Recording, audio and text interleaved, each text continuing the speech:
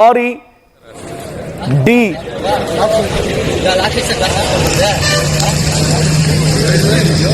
So visuals చూస్తున్నాం. ఒక private travels bus లారీని ఢీ కొట్టింది. లారీని ఢీ కొట్టిన సిచ్యువేషన్ లో ప్రైవేట్ ట్రావెల్స్ బస్సులు ఒక్కసారిగా భారీగా మంటలు చెలరేగాయి. ఈ ప్రమాదంలో 20 మందికి పైగా మరణించారు. సో విజువల్స్ చూస్తున్నాం, భారీగా మంటలు చెలరేగడం.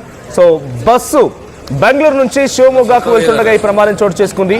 హిరియాలోని గోర్లట్టు దగ్గర ఈ ఘటన చోటు చేసుకుంది. తెల్లవారుజామున 3 గంటల ప్రాంతంలో ఈ ప్రమాదం చోటు చేసుకుంది. 10 నిమిషాల్లోనే పూర్తిగా బస్సు కాలిపోయింది. కేవలం 2 ప్రాణాలతో బయటపడిన సమాచారం. సో ప్రమాద సమయంలో బస్సులో 32 మంది ఉన్నారు. ప్రమాదంలో లారీ పూర్తిగా కాలిపోయింది. సో బెంగళూరు పూణే హైవే పైన ఈ సిచ్యువేషన్ చోటు చేసుకుంది. National highway number 48. ఒకసారి ఆ విజువల్ చూద్దాం.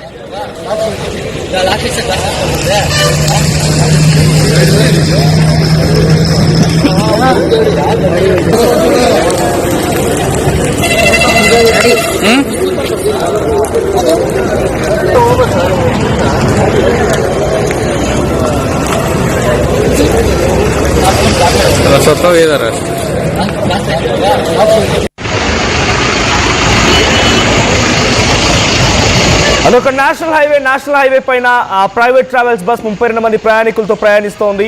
ఈ సంఘటనలో ఒక లారీని ఢీకొట్టింది. అది లారీని ఢీకొట్టడంతో వెంటనే భారీగా మంటలు చెలరేగాయి. 20 మందికి పైగా మరణించారు. సో స్పాట్ లో వారంతా కూడా సజీవ దహనం అయిపోయారు. ఈ మధ్యకాలంలో మనం చూస్తున్నాం, వరుస సంఘటనలు చోటు చేసుకుంటున్నాయి. కర్నూలు బస్సు అగ్ని ప్రమాదం తర్వాత వరుస సంఘటనలు, ఆ తర్వాత వేరే ఒక ప్రాంతంలో ఇటువంటి సంఘటన చోటు చేసుకుంది. అటు ఇస్లామిక్ కంట్రీ సంబంధించిన దాంట్లో అక్కడ కూడా సుమారుగా 30 మంది హైదరాబాద్ వాసులే మరణించారు. దాదాపుగా వారంతా కూడా ఇక్కడి నుంచి మక్కా మసీద్ దర్శనం కోసం వెళ్ళి అక్కడ దర్శనం ముగించుకొని తిరుగు ప్రయాణం అవుతుండగా ఈ ఘటన చోటు చేసుకుంది. ఆ తర్వాత ఇదే అతిపెద్ద ప్రమాదం. సో బెంగళూరులో ఈ ఘటన చోటు చేసుకుంది. బెంగళూరు నుంచి శివమొగ్గకి వెళ్తుండగా ఈ ప్రమాదం జరిగింది. హిరియార్లోని గోర్లట్టు దగ్గర ఈ ఘటన చోటు చేసుకుంది. తెల్లవారుజామున 3 గంటల ప్రాంతంలో ఈ ఘటన చోటు చేసుకుంది. 10 నిమిషాల్లోనే ఆ బస్సు పూర్తిగా కాలిపోయింది. అండ్ కేవలం 2 మాత్రమే ప్రయాణికులు దాంట్లో ప్రమాదం నుంచి బయటపడ్డట్టుగా, బ్రతికినట్టుగా, ప్రాణాలతో ఉన్నట్టుగా సమాచారంతో ఉంది. సో ప్రమాదంలో అటు లారీ కూడా పూర్తిగా కాలిపోయింది. బెంగళూరు పూణే హైవే పైన ఈ ఘటన చోటు చేసుకుంది. సో రాంగ్ రూట్ లో వచ్చి లారీ బస్సును ఢీ కొట్టినట్టుగా తెలుస్తోంది. సో విజువల్స్ లో మనం ఆ బస్సుకు సంబంధించి బస్సు అండ్ లారీ 2 కూడా తగలబడిపోవడం మనం చూస్తాం. హైవే పైన ఈ సంఘటన చోటు చేసుకోవడంతో చాలా భారీగా ట్రాఫిక్ జామ్ అయింది. తెల్లవారుజామున 3 గంటల ప్రాంతంలో ఈ సంఘటన చోటు చేసుకోవడంతో అందరూ కూడా ఒక్కసారిగా షాక్ గురయ్యారు. సో విజువల్ చూస్తుంటే అక్కడ సంఘటన ఎంతటి తీవ్రంగా ఉందో అర్థమవుతోంది. సో 3 చోట్ల మీకు మంటలు కనబడుతున్నాయి. ఒకటి లారీ అండ్ ఇంకోటి బస్. ఆ తర్వాత బస్సుకు సంబంధించి ఏదైనా ఒక టైర్ లాంటిది బయటికి పడిపోయి ఉంటుంది. అక్కడ కూడా మంటలు వస్తూ ఉన్నాయి. సో 32 మంది ప్రయాణికులతో వెళ్తున్న బస్సులో 20 మంది సజీవ దహనం అవడం మనం చూస్తున్నాం. సో విజువల్స్ చూస్తుంటే చాలా ఎక్స్ట్రీమ్ డేంజరస్ విజువల్స్ లా కనబడుతున్నాయి. ఆ మంటలు ఎలా ఎగిసిపడుతున్నా చూస్తున్నాం. మా ప్రతినిధి నాయుడు సిద్ధంగా ఉన్నారు. చల నాయుడు, సిచ్యువేషన్ ఏంటి అక్కడ? ఆ ప్రయాణికుల్లో ఎవరెవరు ఉన్నారు, వారికి సంబంధించిన డీటెయిల్స్ ఏం తెలుస్తున్నాయి? ఈ ప్రమాదానికి గల అసలు ప్రధాన కారణం ఏంటి? మనజ్, మరొకసారి అది ప్రాంతం ఏదైనా మాత్రం ఒక ఘోర సంఘటన మరొకటి బస్సులో జరిగినటువంటి నేపథ్యం ఏదైతే ఉందో NH-48 మీద ఘోర సంఘటన ఏదైతే ఉందో లారీ ఢీ కొనడంతో ప్రైవేట్ ట్రావెల్స్ అనేది పూర్తిగా అగ్నికి దగ్ధం అవడం అనేది బెంగళూరు పుణే హైవే పై ఈ సంఘటన చోటు చేసుకుంది. హురియూరు నుంచి వెళ్తున్నటువంటి ఈ బస్సు ఏదైతే ఉందో మనకు పూర్తిగా దాదాపు 30 మందికి పైగానే ఈ బస్సులో ప్రయాణం చేస్తున్నట్టుగా మనకి సమాచారం అందుతుంది. ఇప్పటికైతే దాదాపు 20 మంది సజీవ దహనమైనట్టుగా సమాచారం అందుతుంది. అయితే పూర్తి వివరాలు సేకరిస్తున్నటువంటి నేపథ్యం ఏదైతే ఉందో ట్రావెల్స్ కు సంబంధించిన వారి దగ్గర ఉన్నటువంటి సమాచారంతో ఇప్పటికే అక్కడికి వెళ్తున్నటువంటి బంధువులు కావచ్చు, అంటే బంధువులకు సమాచారం ఇస్తున్నటువంటి నేపథ్యం. అయితే ఇటువంటి పరిస్థితుల్లోనే అక్కడ ఇంకా పూర్తి స్థాయిలో ఈ రెవెన్యూ కావచ్చు, అంటే యంత్రాంగం, అక్కడ పోలీస్ యంత్రాంగం అయితే హుటాహుటిన తెల్లవారుజామున జరిగినటువంటి సంఘటన 3 గంటల సమయంలో జరిగి ఉండొచ్చని ప్రాథమికంగా ఒక అంచనాకు వచ్చినటువంటి పరిస్థితి. కాబట్టి ఏకంగా 20 మంది సజీవ దహనం. ఎందుకంటే అది ఈ మధ్య కాలంలో ఏపీలో చాలా సంఘటనలు చూసాం. అది ప్రాంతం ఏదైనా, ఎందుకంటే ప్రయాణం చేయడానికి ట్రావెల్స్ ఏదైనా బస్సు సేఫ్ అని చెప్పేసి చాలా మంది ప్రయాణికులు భావిస్తూ ఉంటారు. ఇటువంటి పరిస్థితుల్లోనే స్మాల్ వెహికల్స్ కన్నా పెద్ద వెహికల్ బస్సు చాలా సేఫ్ అని భావిస్తుంటారు. ఇటువంటి పరిస్థితుల్లోనే ఇటీవల కాలంలో పూర్తిగా ఏదైతే ఉందో ప్రమాదాలు జరగడం ఒక ఎత్తు అయితే మాత్రం అగ్నికి ఆహుతి కావడం ఎందుకంటే ఇది సమ్మర్ అయినా, వేసవి కాలం అయితే కొంచెం ఇంజన్స్ వేడవుతాయి, లేదంటే టైర్లు వేడెక్కి ఉంటాయి, ఈ రకంగా బర్న్ అవుతుంది అనే దానికి ఒక ఆస్కారం ఉంటుంది. ఇది పూర్తి చలికాలం, మంచి చలి మాత్రం విపరీతంగా ఉన్నటువంటి సమయంలో కూడా ఈ రకంగా సంఘటనలు చోటు చేసుకోవడం ప్రయాణికులకు తీవ్ర భయభ్రాంతులకు గురవుతున్నటువంటి నేపథ్యం. ఎందుకంటే బస్సు ఎక్కాలంటే కూడా ఏం జరుగుతుందో అనేటువంటి పరిస్థితులు నెలకొన్నాయి. కాబట్టి ఈ రోజు బెంగళూరులో జరిగినటువంటి ఘోర సంఘటన, దాదాపు 20 మంది అగ్నికి ఆహుతి కావడం అనేది అక్కడ చాలా మంది ప్రయాణికులు జీర్ణించుకోలేనటువంటి పరిస్థితి.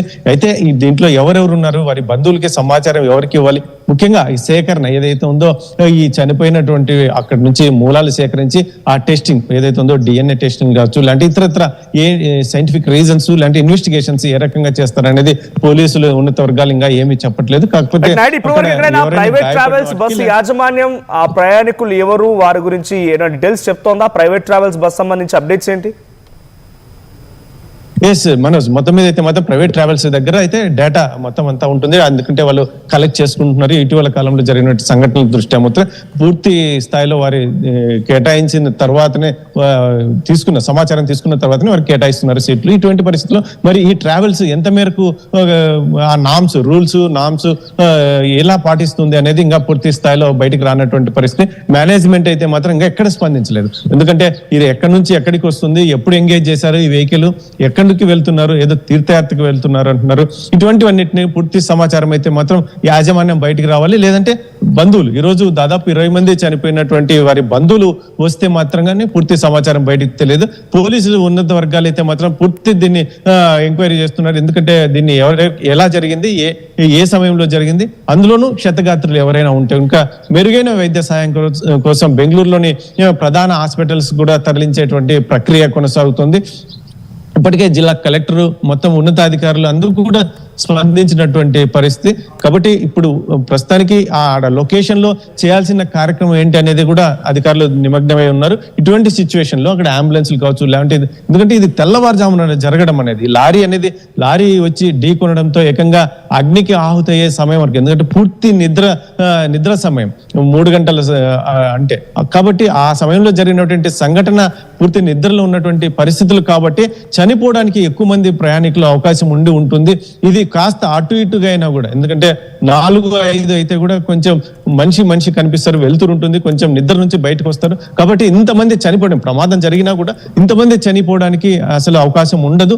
కాబట్టి ఇటువంటి సిచ్యువేషన్ లో దాదాపు 20 మంది ప్రాణాలు కోల్పోవడం అంటే ఇటీవల కాలంలో మనం చూసాం, కర్నూలులో చూసాం, అంటే చాలా చోట్ల మన ఏపీలో చూసాం, ఇతర రాష్ట్రాల్లో చూసాం. కాకపోతే ఇటీవల కాలంలో బస్సు యాక్సిడెంట్లు ఇంత పెద్ద ఎత్తున జరుగుతూ ఉండడం అనేది అసలు ఎవరు జీర్ణించుకోలేనటువంటి పరిస్థితి. దీని మీద సరైన, ఎందుకంటే ఇప్పటికే కేంద్ర ప్రభుత్వం ఒక రూల్స్ రెగ్యులేషన్స్ కూడా ఇప్పటికే అనౌన్స్ చేసింది, కానీ దాన్ని పాటించాలి. ఎందుకంటే ఎమర్జెన్సీ డోర్స్ దగ్గర కూడా సీట్లు మెయింటైన్ చేస్తూ ఉండడం వారికి, ఎందుకంటే 2 సీట్లు కలిసి వచ్చిన national highway number 48 Bengaluru Pune highway పైన ఈ ప్రమాదం చోటు చేసుకుంది. ఒక లారీ బస్సు 2 ఒకదానొక ఢీకొట్టాయి. ఈ ప్రమాదంలో 20 మంది సజీవ దహనం అయిపోయారు. సో ఈ ఘటన తెల్లవారుజామున 3 గంటల ప్రాంతాల్లో చోటు చేసుకున్నట్టు తెలుస్తోంది. చిత్రదుర్గ అనేటువంటి ఆ జిల్లా పరిధిలోని గోర్లట్టు అనేటువంటి ఆ ప్రాంతం దగ్గర ఈ సంఘటన జరిగింది. సో సిరా అండ్ హిరియూర్ తాలూకు హాస్పిటల్కి వీరందరినీ కూడా తరలించినట్టు తెలుస్తోంది. కొంతమంది ఎవరైతే క్షతగాత్రులుగా మిగిలిపోయారో ఆ క్షతగాత్రుల్ని హుటాహుట్న అటు సిరా అండ్ హిరియూర్ తాలూకు హాస్పిటల్స్ పంపించడం జరిగింది. సో భారీగా ట్రాఫిక్ జామ్ అయింది. విజువల్స్ లో మనం చూస్తుంటే 2 బస్సు, అటు లారీ అండ్ బస్ 2 కూడా పూర్తిగా అగ్నికి ఆహుతైపోవడం చూస్తున్నాం. సో 20 మంది స్పాట్ లోనే సజీవ దహనం అయిపోయారు. సో ఈ సంఘటన కొంత తీవ్ర దిగ్భ్రాంతి గురి చేస్తుంది. ఒక్కసారిగా తెల్లవారుజామున జరిగిన ఈ ఘటనతో బెంగళూరు ఉలిక్కిపడింది, కర్ణాటక రాష్ట్రం ఉలిక్కిపడింది. దేశంలోని మరొక భారీ బస్సు అగ్ని ప్రమాదం చోటు చేసుకోవడం చూస్తున్నాం. సో ఇంకా ఈ మరణాల సంఖ్య పెరిగే అవకాశం కనబడుతోంది. 20 మంది బస్సులో ఉన్న వారి సజీవ దహనం అయిపోయారు. అటు లారీలో ఉన్నటువంటి డ్రైవర్ అండ్ క్లీనర్ ఆ లోపల ఉండిపోయారా లేదా అక్కడ నుంచి ఘటన తర్వాత పరారైపోయారో తెలియదు ఇంకా. సో హిరియార్ ప్రాంతం దగ్గర ఎగ్జాక్ట్ గా ఈ సంఘటన చోటు చేసుకున్నట్టు తెలుస్తోంది. బెంగళూరు పూణే హైవే పైన సిరా taluk passengers were shifted to సిరా అండ్ హిరియూర్ తాలూక్. సో సిరా అండ్ హిరియూర్ ఆ ప్రాంతం మధ్యలో ఈ యొక్క ఘటన చోటు చేసుకుంది. So the bus accident spot was near to Sira Taluk and the passengers were shifted to Sira and Hiriyur Taluk. So మొత్తంగా 32 మంది ప్రయాణికులతో వెళ్తున్నటువంటి ఈ బస్సు ఒక్కసారిగా ఈ సంఘటనలో 32 మందితో వెళ్తున్న బస్సు ఒక్కసారిగా లారీని ఢీకొట్టడంతో ఆ లారీ మా బస్ రెండు ఒకదానొకటి ఎదురెదురుగా ఢీ కొట్టడంతో ఈ సంఘటనలో సో బేసిక్ గా బస్ ప్రైవేట్ ట్రావెల్స్